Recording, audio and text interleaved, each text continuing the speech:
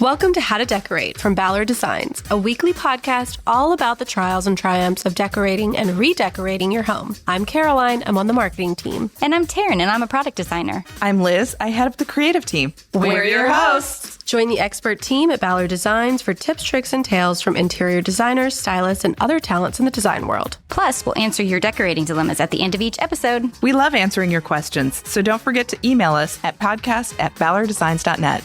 Now, on with the show. All right, welcome back to the show. What a treat we have for you this week. The delightfully charming and talented Miles Redd. He's an AD100 interior designer. He's on the Elpcore A-list. He's a best-selling author of the book, The Big Book of Chic. And of course, he's one of our own design partners. With his business partner, David Kaihai, Miles creates interiors that are bold, fantastical, and undeniably chic. We're thrilled to have him back to chat with us today about the relaunch of some of his pieces, a new 2026 outdoor collection that's coming, teasing that a little bit, and just what you've been up to in the design world. Welcome back to the show. Thank you so much. It is so nice to be back and being with the Ballard fam. We have been going gangbusters over here at Red Kaihai, decorating and desecrating the world, but having a blast the whole time. And I'm just excited to get back into the zeitgeist. Like, one of the things that I never really quite realized is how much I love making product and how fun it's been. And Ballard could not be a better partner. You'll make such exceptional things and such beautiful quality at such fabulous price points. I'm just always floored.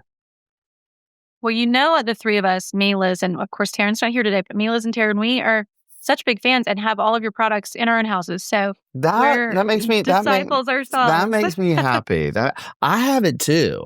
I have one of the bullseye mirrors hanging above my mantle in my dining room, and people are like, "What?" It's fabulous. The scale. It's the scale. It's the scale. Do you know? A 60-inch round will just get the job done. You don't need to do anything else. You honestly don't need anything else. I mean, that mirror was so big and so fantastic. Really impressive what y'all have done. But the mirror that is coming back is the Regency mirror, which I also love, and makes such a kind of streamlined statement. To me, it has organic and geometric qualities, which is rare that you see in a piece of furniture. Usually they're sort of one or the other, and that can give you a little curve and a little angle at the same time, which I always find great in decorating. Yeah, I love that one too, because again, scale, big scale, so it works great over, a real long console. A chest of drawers. I even will pop one in a powder room if I have high enough ceilings, It's great over vanity. It's like the perfect balance of sculptural, but then there are all these details once you get kind of close. Like it has, some little OG edges and stuff. Yes, it does. I was trying to remember. I think we launched your collection in 2017, right? Yeah. That is correct. So we probably started working on it in 2015 at some point. And, for any of our listeners who aren't familiar with your work, you are the king of traditional. Like, you love traditional pieces. You mix them together in such a fresh and unusual way. But would you say yes, that? 100%. I'm always looking backwards to look forward, if you will. And, not that I don't appreciate modernism or more streamlined interiors.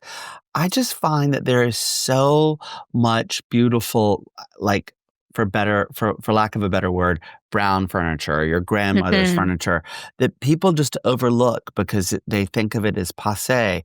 But if you do something like paint it chalky white, or, like what we did with the Regency mirror, for example, it suddenly becomes fresh and light, and you see all of this incredible carving and shapes and style that it has. And I don't know, I feel like, there's really nothing new under the sun in a way.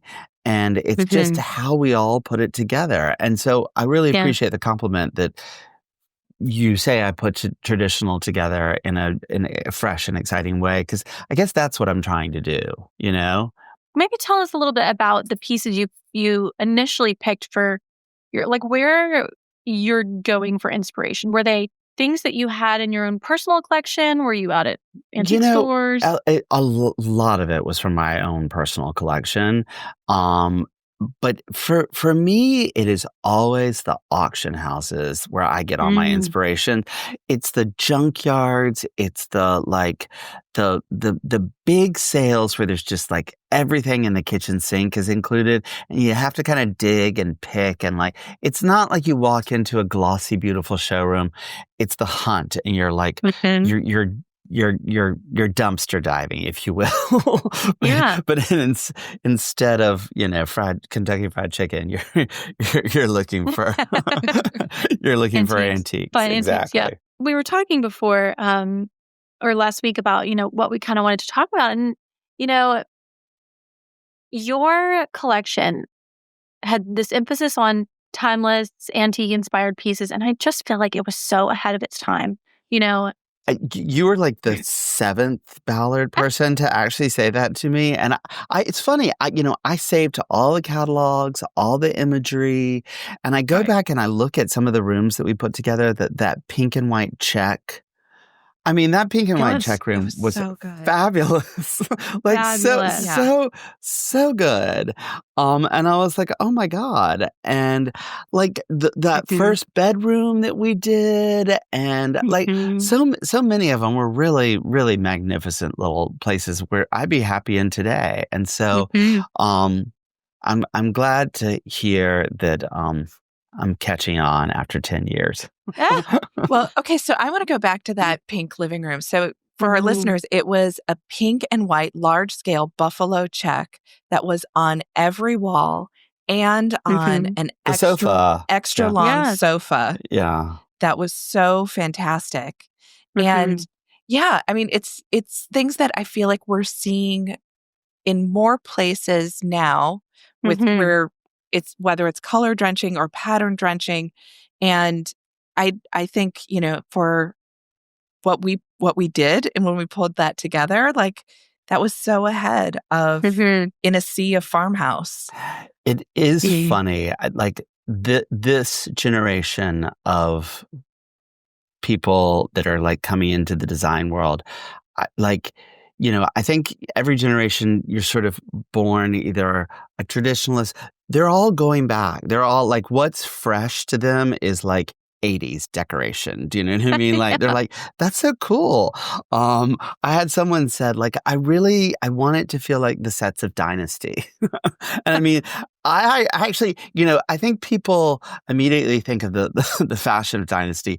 But if you actually go back and look at the old Dynasty, it was so beautifully done. I mean, the soundtrack, the acting, the lighting. It was shot at this very famous, beautiful classical house in San Francisco. And they actually shot in the first season in the interior of the space, and then the second season they copied it and built sets to look like it.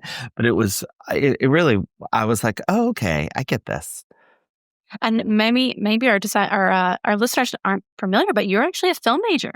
I know, that is true. I always think like, you have to have drama. It has to be cinematic. You have to walk in. It is always my driving feeling of like when you walk into the room, it feels cinematic. Like you're like, where am I? What world have I stumbled onto? And so that's always in the back of my head. And it served me well.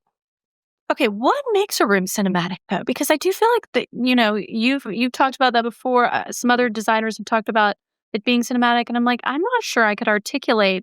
I feel like cinematic means. means memorable, honestly, and that it made like when you watch a movie and you think of something and how it like. I mean, the obvious interiors that I think of early on, like Howard's End, like that just made such an impression. That opening scene of Vanessa Redgrave walking around the exterior of the house, and it was like at nighttime and it's all lit up and people are in black tie glittering in front of the windows, and she's just like looking into the house. And like that's cinematic. I couldn't tell you one thing about the interiors. It was all just the feeling of the light and the warmth and home. And I guess that's what I tried to like imbibe into the interiors, that feeling of like, oh, I want life to exist in this space. Okay, can I embarrass myself and tell you No. what movie house sticks out to me the most? Tell Home me. Alone. Oh, no. I mean, I get that. I actually That do. red and green. Oh my gosh. I do. I get that. And it's funny. You are dating yourself, child. I'm like, I was like, did you ever see the Silent movie? But no, I mean, the films of John Hughes, who made that movie, yes. he understood a certain Ballard customer. I mean, truly, because it was an upscale suburban lady, like, who wanted to live well. Like, all of those interiors were his. Like, if you go to 16 Candles, like that white clapboard house, like, I mean, and like just all of them, really, like, there is a vibe that he had that he brought to Home Alone for sure. Yeah. Well, there's also the whole Nancy Meyers sort of obsession right now. I mean, like, I could watch Nancy Meyers movies on endless loop all the time because they just make you feel good. Do you know what I mean? Which is your favorite house? Like, I mean, I would say, well, weirdly, I mean, everyone always goes to the beach house and Something's Gotta Give, which is spectacular and beautiful, and I did love that. But I really like Cameron Diaz's house in The Holiday is actually, which is sort of, it's modern, and it's like California. I can't believe you picked that. Well, you know what? It's so well done and it's so comfortable. Yeah. Like the screening room. Do you remember where she goes into the screening room and it's just like a giant TV and huge white overstuffed sofas and like 1,000 DVDs, and like the kitchen. She's having supper in the kitchen one night, and like the kitchen's so beautifully done, and like there's a giant succulent in an old mossy terracotta pot. Like there's just something about it that was like comfortable, that like it's fresh in my memory, but they're all beautiful. And then like I love Meryl Streep's house in It's complicated. It's Complicated. Yes, like that. That's such a beautiful, beautiful house. But I mean, Nancy Meyers, she knows from decorating. And I mean, I always think it's all Nancy's life somehow. I love the scene in Something's Gotta Give where they're in the Paris restaurant at the end and they're just like having a sumptuous birthday meal, and it's just like all the champagne and the wines and it's so fun. I know.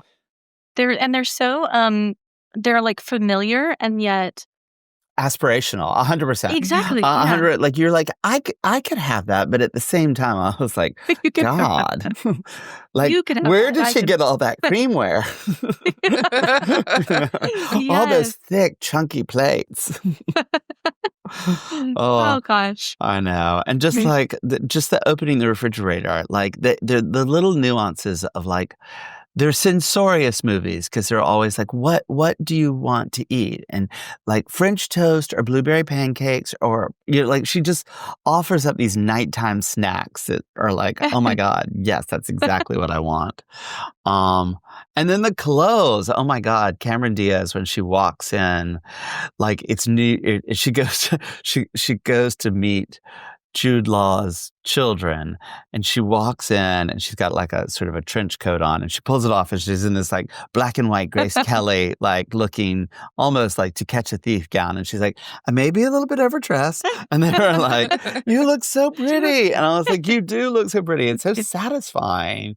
I like movies to be cinematic and elevated and like a little bit otherworldly, because that's why we go to the movies, to kind of like lift us out of the humdrum and like give us a new fresh take on life. So I don't mind it when people take a certain creative license and they make it a little bit more rarefied and a little bit better. I think Tom Ford gets a lot of kind of backlash because he's like, everyone's good looking and the houses are always great and the cars are always beautiful. And like, he opens the drawer and the drawer is perfect and everything is like, and I was like, no notes. It's perfect. I'm so happy here. Like, keep going, keep going, keep going. You know? What do you do with your clients to build that storyline? Because you clearly, you built that story in the rooms because there is that cinematic quality, but how are you leaving that? You know what? It's a lot of like talking to, and it's a lot of emails, and it's a lot of we just got back from an auction, and literally there are probably 200 items, and it's everything from like a funny little sketch to an end table to like just something that you saw. Like, I didn't go out there shopping for, it was this Chinese porcelain vase with all these ormolu mounts, and it's like a big cookie jar. Do you know what I mean? Like, just has a lid on it, and I'm like, it's useless, but it's so beautiful and so cool, and it would look perfect in this project that we're doing in Mexico City. So like it's almost like the object is speaking to you about the painting that you're making, and you've done the big brushwork of like, I've got the floors and I've got the walls, those things are figured out, and I've got the palette, like all the fabrics that look pretty within the palette of the walls, and then the objects literally come out of the woodwork, and I'm always like, how did we manifest that bookcase to come into this thing? Because it's perfect. You know what I mean? Like, certain things come to you at the last second. You can't even believe it. And, but it's constantly like just taking another lap around the block. It's constantly like, trusting your gut, knowing when it can be better. Like, we saw a desk and it was pretty, but it was like, it could be bigger, more sumptuous. And I was like, we just got to hold out. It'll come, I believe in it. I really do. So it's just like piece by piece building on one another. It really is piece by piece, but it's like, it's every day adding to it. And then I think also being very good at arranging things. Yes. Like, I think that is a real strength of decorators, and like understanding how to when to lean a piece of art, when to hang a piece of art, when to hang a clock on top of a mirror and how to do that, when to take down the curtains, when to you know what I mean, like when to add curtains, when to make a little like corner, a little banquette, you know what I mean, like when to layer and layer and layer. And I think the more you do it, and Lord knows we've been doing it for a long time, the more you realize that if it's good, there's going to be space for it. What are you thinking to yourself when you make the unobvious choice? Like, is there something that you see and you're like, that's not right, I need to do something that I wouldn't normally do? It's never not unobvious, but it's like, it's seeing something that you fall in love with that you weren't thinking, and then you're like, what about that instead? Do you know what I mean? Like, it just is like, oh, well, that's something that hadn't occurred to me.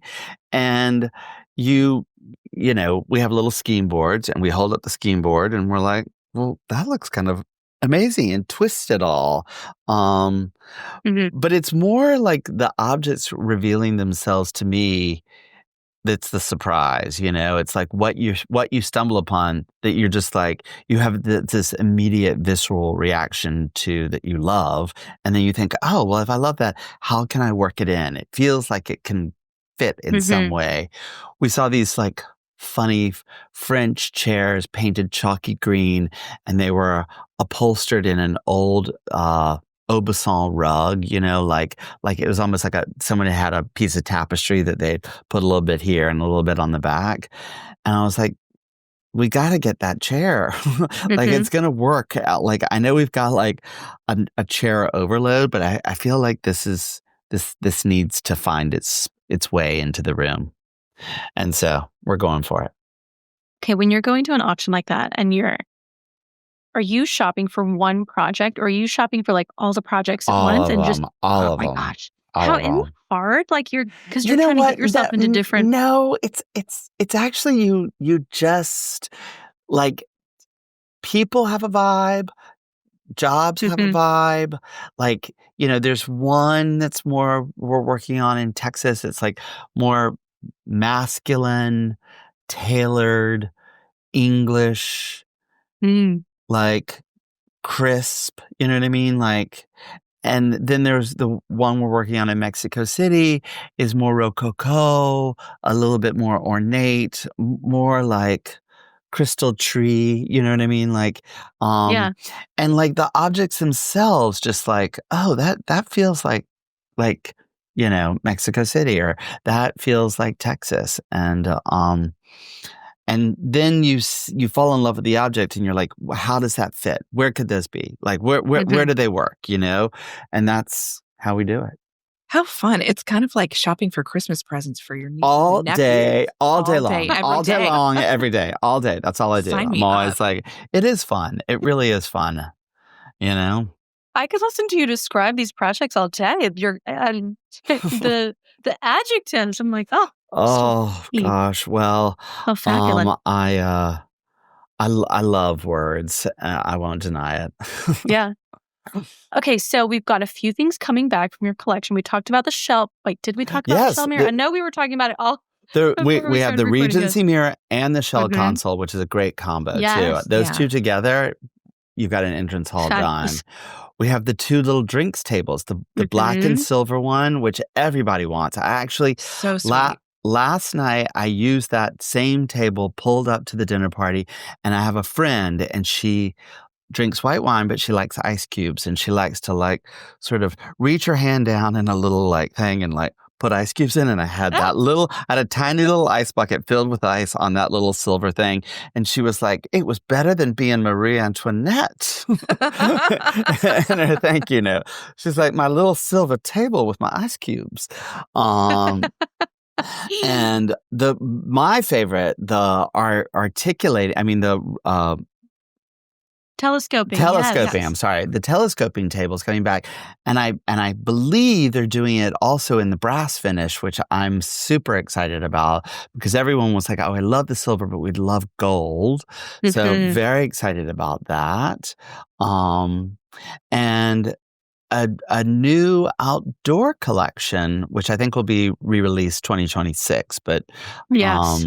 it's going to be rattan, which I'm excited about, but outdoor Ooh. rattan. Of course. So Yeah. exciting. Very exciting. And I do believe your dining table, the black lacquer one that everyone loves, is coming back. It's not out. The other ones are already I mean, available. This one is coming back, I believe. People were clamoring for that. And actually last night someone said of that dining table, because I use it as my dining table, they were like, is this Chanson? And I was like, no, it is Ballard Design. Thank you very much. And they were like, they could not get over it. And I was like, look, it's beautiful. So I'm excited. I'm super excited about that. I think we talked about it internally as having this like grand piano finish, and it really It does. is. And it's actually pretty damn durable because I use it all the time. No tablecloth, just like I love like to put a plate on that black mirrored table with no placemat or anything. It just looks so good. Mhm. Do you know? Yeah, it's so reflective. You get it twice. It has a like a, I don't know. There's something like the 18th century. Do you know? The bamboo legs on that piece too Are beautiful, so and the way stunning. the way they've wrapped the three legs together, and the way they sort of splay in a vaguely pagoda shape. It's great, and the little brass rings that articulate the bamboo and the roping.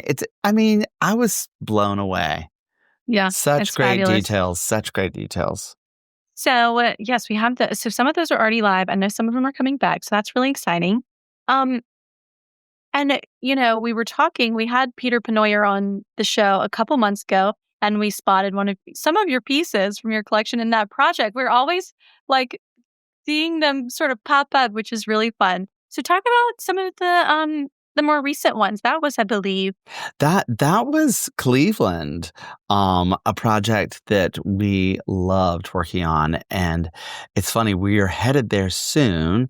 They made a party barn annex, and no, it's What great. fun. They wanted, like, they've got young kids and they just wanted a room where the kids could run crazy, and Peter designed an absolutely stunning party barn, and there are a few Ballard things in there as well, so you'll be seeing it Oh, nice. sooner or later. Nice. Oh, fun. But currently working on a project in London, which I'm about to go and install in about 2 weeks. I'm super excited to kind of wrap that baby up. One in Mexico City, one in Texas, and an apartment in New York. So, lot to consider. Yeah. There was a fabulous feature in Veranda. I can't remember when Dallas, it was, Texas. but Dallas, yeah. Yes. So tell us about that project, because was that the one that she wanted Dynasty? No, she was she was literally like Coco Chanel. She reminded me of Coco Chanel. She had the same, she dressed beautifully. She dresses beautifully. She has that same kind of magnetic vitality, sort of a dark black bob. The loveliest person in the world, and I think this story is fascinating because she was, she and her husband were of a certain age, and they were like, why don't we just decorate this house the way we've always wanted it? Like, a lot of people want to kind of like de-acquisition things, but decorate this house the way we've always wanted and just live in sumptuous beauty for the last gasp of our lives. And I was like, I'm going to take that note and do it myself. And it was a kind of international style house that was like the most perfect big small house. Like, it had great big proportioned rooms, but it was literally a 2-bedroom house, which was kind of amazing. But like bedrooms with generous bathrooms and closets. They both had generous dressing rooms and bathrooms and closets. Big master bedroom suite. Downstairs was a generous living room. And she was such a kind of classic, like, it was all the greatest hits, like Cole Porter at the Waldorf Astoria Hotel, like chocolate brown lacquer, Coca-Cola lacquer walls in the living room with lots of mirrors and crystal, a tinted dining room that was all kind of like pale blonde voile beigey tint with like this navy blue and white striped carpet. It was very like sort of Chanel Bateau, you know what I mean? Like, it was the resort line and everyone was going on a cruise. And this fabulous faux bois kitchen with this amazing floor that was painted to kind of look like a patchwork quilt, but in like kind of fantasy marbleized colors. Loved the floor. And then a wonderful family room and porch. And like, that was kind of the house, which was great. Like, and they are really having a ball in it and like live in it, love it, use it, and enjoy it, which really is all you can ask for. It's just fabulous. I loved all of the skirting. It's funny, you've always used skirting, because I remember vividly your sofa that had with the pink buffalo check, and it had the skirt. Yes. And y'all got those skirts right. Do you know what I mean? Because we would do like, sometimes we'd do bouillon fringe. Sometimes we'd do like a little like loosely gathered skirt, but like very tailored. Sometimes, I mean, but it's important, and it changes everything about a piece of furniture.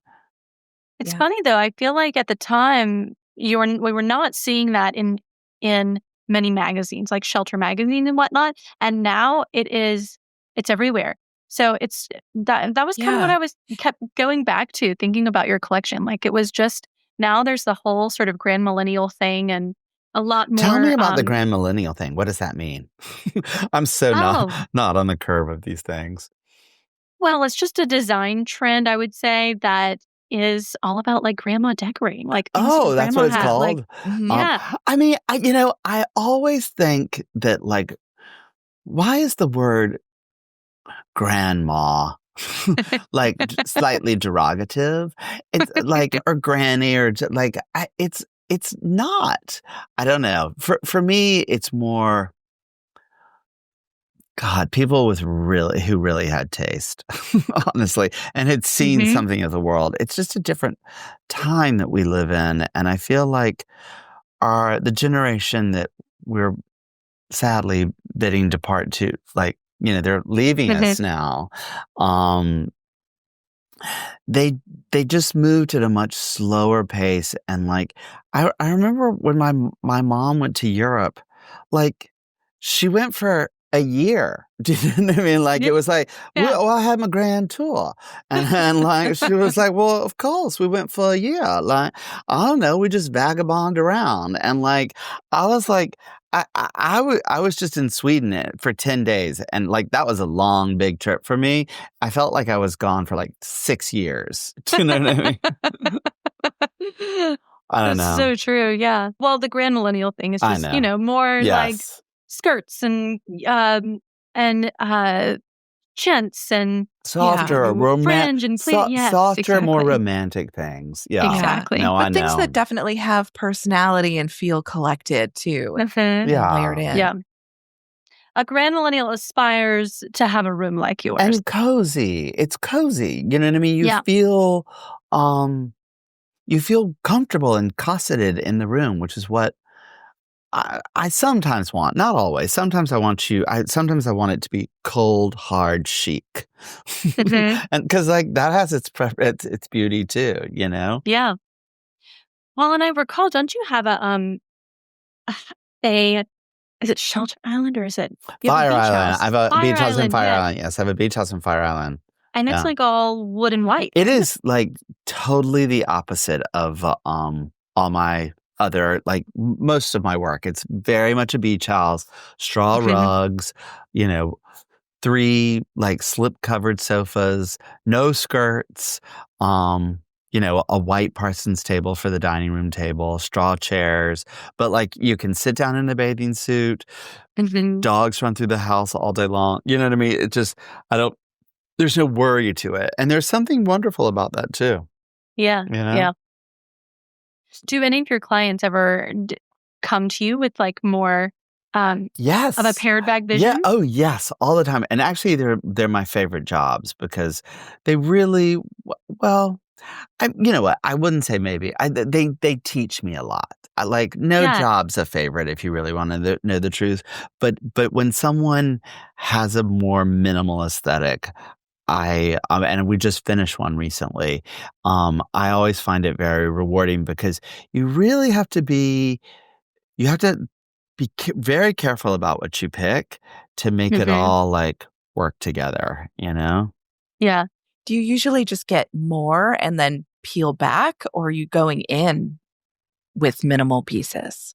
More, and like like at the end we'll probably bring like 20 things on approval to the installation. Do you know what I mean? But when someone's so minimal, you've mapped it out. You've figured out most of it. It's really the art hanging that tweaks it. But like the sofas are what they're going to be, the chairs are what they're going to be. Maybe it's the coffee table, maybe it's the lamps, maybe it's the objects and the accessories that you're sort of pushing around, till you get it to feel like you want it. Yeah.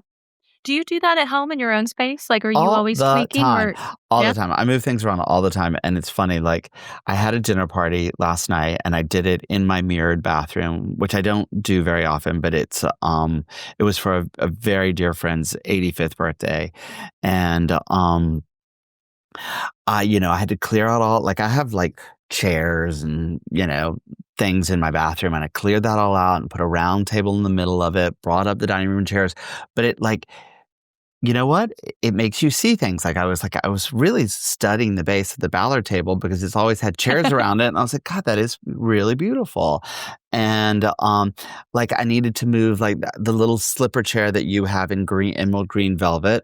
Like I have the original gray one in my bathroom, and I was like, I'm going to try that down in the living room. And I pushed it down there, and I was like, if you put that in front of the bar, you can still reach over it and get to the bar. but like you've got a chair there. So Yeah.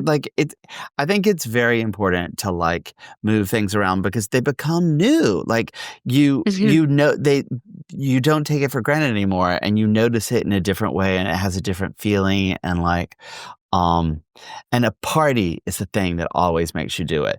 If you're having people over, my mom used to always say like, "Oh my God, the house is a wreck. I guess we got to have a party." You know what I mean? Because it would make her clean up. Do you know what I mean? Yeah. Like, I subscribe to Oh my that. gosh, nothing sparks a fire. Like, right, it does. Yeah, and I'm just true. like, okay, yeah. You have so many fine pieces. We've shown your house tour on our blog, and it's been Thank you. photographed many a time. Thank you. But it's just so fabulous. I'm like, how could you want to redo it? You know what I mean? Like, is it hard to approach it with a fresh eye? No. My thing is like change is always good, and things have a spell for a time, and then it's time to move on. And it's like time marches on for all of us and everyone, and everybody has their moment in the sun, and like objects too. And then maybe they have to hibernate a little bit or cook. All the fashion people always say, "Oh, that hasn't cooked long enough. I can't wear shoulder pads yet." Do you know what I mean? Like, but like once it's cooked, it comes back out and it's new again in a way. Yeah. And I don't know. I think so much about like loving objects is also letting them go, because the auction houses really teach you that because you see these great collectors and great collections, and like you enjoy these things for a time, and then it goes to someone else. And like I'm just lucky that I've gotten to enjoy the things that I've had for the time that I've been on this earth. And you know, it's all just stuff, really, in the end. Well, you have the most fabulous eye. So God, thank you. Always just love to see your projects, and they really sting, I think, and really stand out. Thank you. That like means you can a always lot. tell when it's a Miles project. Yeah. I mean, That's true. I thank you. There's certain things that people love, and there's certain things that just give you your signature. And it's always nice to be able to be told that, because it's like, well, I'm resonating to somebody. You know, I just am trusting my inner gut and what I like, and so it's always nice to hear when other people like it too. Well, and that is not to say that they all look the same, because they don't. But it's just you have a certain, like I think it's flair. drama. I don't know. There's like a personality there that, Thank you. that's so fun.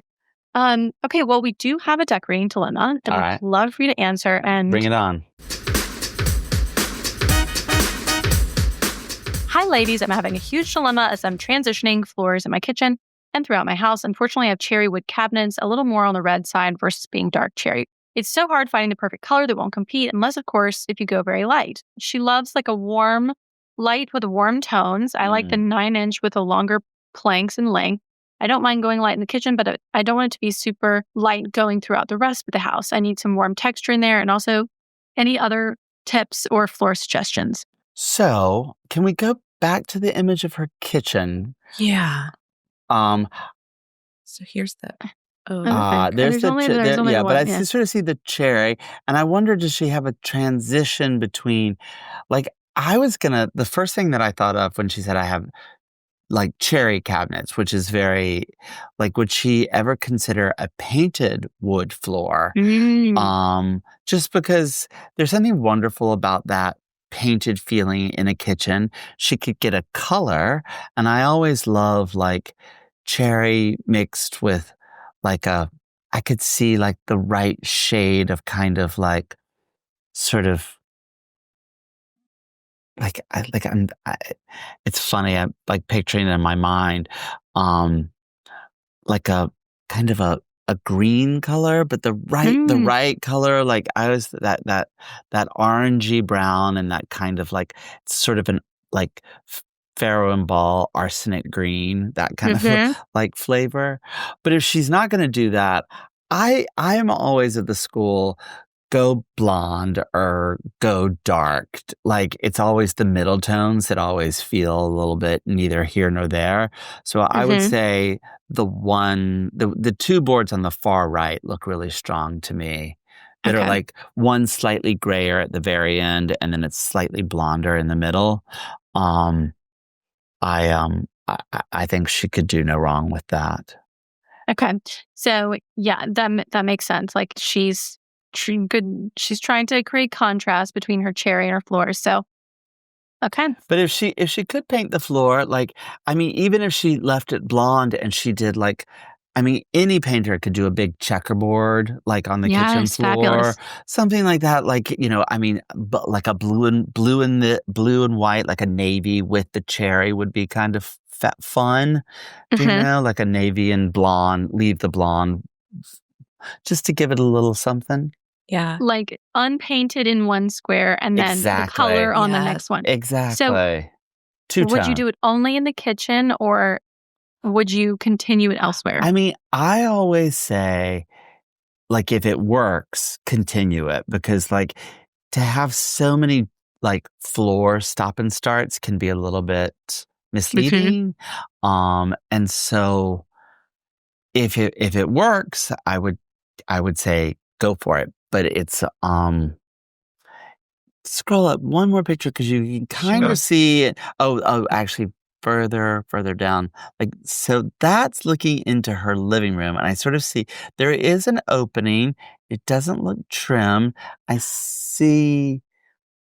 think these are actually I think she like photoshopped vendor them. images of, okay. of the different floors. I gotcha. Okay. So we're not actually seeing We don't her see home, her. but I think Strangely floating. Yeah. I think we are seeing these are her actual cabinets and a test piece. It feels a little bit Got it, gray. yeah. I would maybe go a little bit blonder. Do you know? Okay. Yeah, a little bit more yellow in there. I love the idea of a painted floor, though. That just sounds. It's so fun, and fabulous. it's actually cheaper to paint your floors than it is to stain them. So, little pro tip. All right. And you know what I love? I love when the paint starts to wear away a little bit. Oh, me in certain too. spots. Me too. Because then you So like, pretty. Well, it's that like chic patina of rubbed. I have it in my front hall, and I love it so much too. Do you know? Oh my gosh, Miles, I was laughing recently because I think on our very first podcast we ever did with you, we asked you if there was a color that you did not like, and do you remember what you said? Wet hot dog. Yes, wet hot dog. So we were working on some rooms for our spring book, and one of the colors, I was like, we were looking at paint colors, and I was like, is this wet hot dog? It always, as soon as you say it, people are like, oh. You're right. You're right. We're going to go away from the purple mauve. Do you know? Oh, so funny. I do love mauve, though. We like to call it face powder pink. And I do. It's that flat. It's very Kim's. Do you know? But it can be so pretty. Yeah. You have to pick the one that's like a great nude lipstick and not wet hot dogs. Yes, exactly. Yeah. If they get too purpley or deep or like dead looking, like no cadaver vibes. Oh, gosh. Well, as always, it's so fun to chat with you and catch up. And hopefully we can have you. I realized recently, like, oh my gosh, it's been so long since we've had him on a show. So hey, can't be that anytime. long next time. I'm always happy to do it. It's always fun to see you gals. And thank you so much for having me and for being so supportive of Ballard Design, baby. And Red Kai, we're big fans. Well, we'll have to have you back next spring when your new collection is out. I would love for that. Outdoor. Yeah, I would love that. Very fun. Yeah. All right, that's our show. Thank you so much.